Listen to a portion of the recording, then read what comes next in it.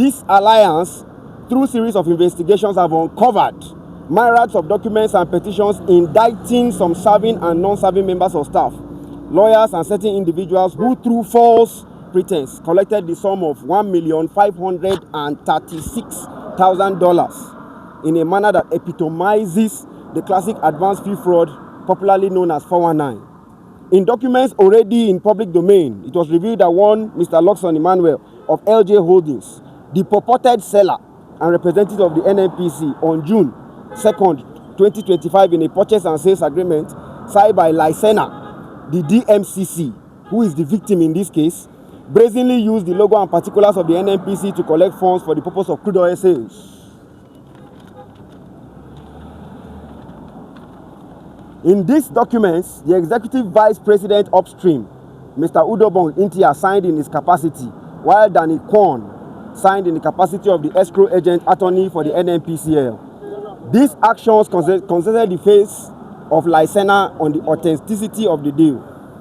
In fulfillment of the escrow agreement, Licena transferred the following funds to the law office of Danny Kwon, the purported lawyer, to escrow funds of the NNPC, to wit $136,000 on August 10, 2025, $200,000 on November 13th, $645,000 on September 26th, $500,000 on November 12th, and $55,000 on the 13th of November as well, totaling a sum of $1,536,000. In a letter signed by the NNPC Limited General Counsel and Company Secretary, Ms. Adeso Adozie, dated January 13th, 2026, the NNPC denied involvement in the deal. According to the letter, the NNPC is not involved in the fraud scheme, adding that the documents in question did not emanate from the NNPC. Meanwhile, contrary to NNPC's position in another letter signed by the Chairman CEO of LJ Holdings LCC, Mr. Luxon Emmanuel, dated January 20th, 2026, he insisted that the particulars and documents, including those from NNPC, are very valid and authentic to the parameters of the deal.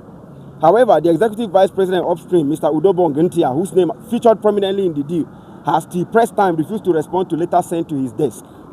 The law is trite on the use of false pretense, i.e. a misleading act, to dishonestly obtain property that can be stolen or induce someone to deliver it. Section 419 of Nigeria's Criminal Code Act deals decisively with obtaining by false pretenses, making it a felony to use false statements or conduct with intent to defraud, to get anything capable of being stolen, punishable by imprisonment for 3 to 7 years. Our prayers.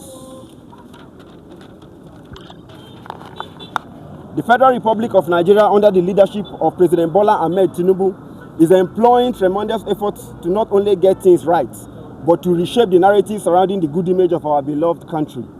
It is thus ignoble on the part of any public officer, particularly the management of Nigerian National Petroleum Company Limited, under the leadership of Mr. Bayo, Ojulari, which is a major economic hub of Nigeria, to sabotage the efforts of this government. Given Nigeria's battered image abroad and the rampant fraud allegations within and outside the NNPC, we humbly call on the Economic and Financial Crimes Commission and the Nigerian police to give swift attention to the investigation and see to its conclusive end. We also call on the management of NNPC, particularly the GCEO, Mr. Bayo Ojulari, the Executive Vice President upstream, Mr. Ntia, to better exonerate themselves by officially writing to relevant anti-graft agencies to investigate the use of the logo and particulars of the NNPC by unauthorized persons.